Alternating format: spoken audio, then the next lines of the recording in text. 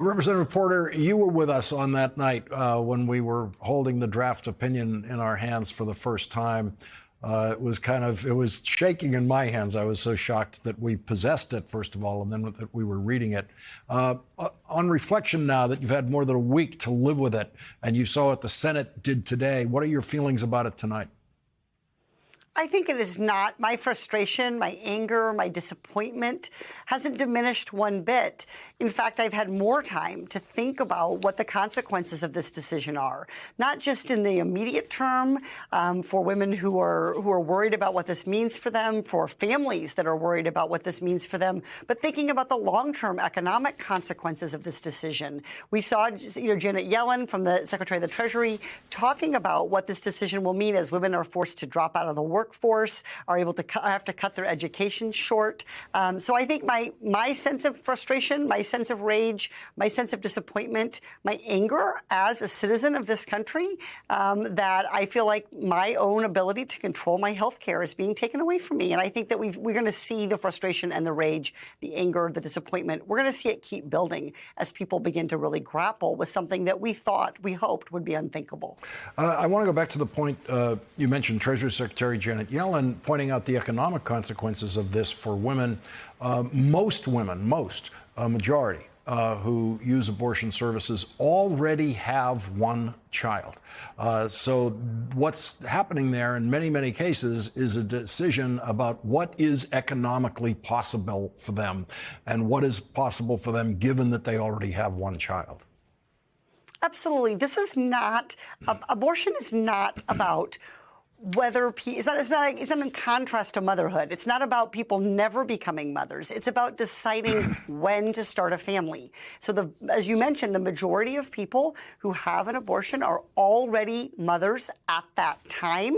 And some of them have several children. Some of them will have an abortion and will go on to have children later. And so I think this idea that it's this choice that somehow Republicans are choosing mothers and motherhood and Democrats are choosing to not be mothers, to choosing abortion is just wrong-headed.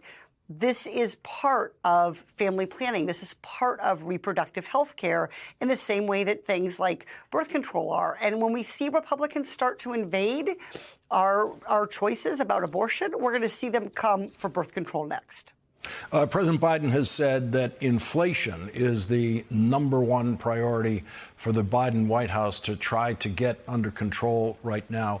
As you're out there in California talking to constituents during this re-election year for Congress, how does inflation compare to this newly important, in the sense of the Supreme Court decision pending, abortion issue? How do those two issues compare?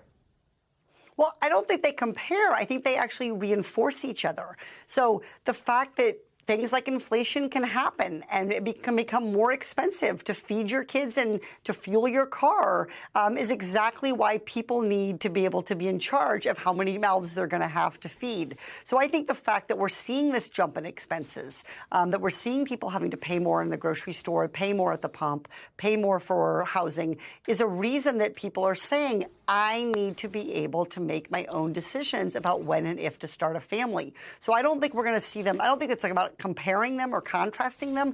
I think they reinforce for people just how big of a responsibility it is to take care of a family. I want to take a look at a poll of Florida voters. This is a University of South Florida poll about the causes of inflation.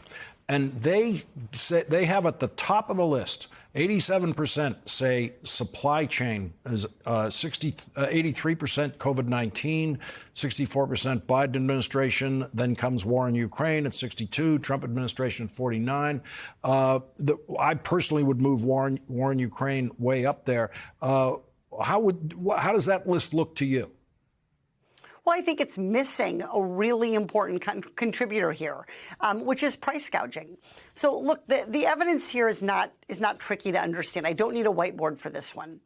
When you are selling a product and one of your inputs, say you're selling gasoline, and your input, which is oil, goes up in price, you might have to charge more. But if you're just covering the cost of your higher input, you wouldn't see your profits double, quadruple. And that's what we're seeing. We're seeing it with oil. We're seeing it with food products. So we're seeing these companies, they're not just passing along the cost of the higher input. They're not just passing along their supply chain difficulties. They are using this supply chain moment to increase their profits by raising their prices well beyond the higher costs that they're facing. So nobody is taking away, I think, from the war in Ukraine, from supply chain issues, from labor shortages. These are all real factors. And the price of fuel, of course, affects the price of many other goods. But there is simply, you cannot look at Wall Street's profits and not come to the conclusion that this is one of the most profitable moments that Wall Street has ever seen, and they are profiting off what they view as really an opportunity to engage in price gouging. And we have to crack down on that as we also try to solve some of these underlying inflationary factors.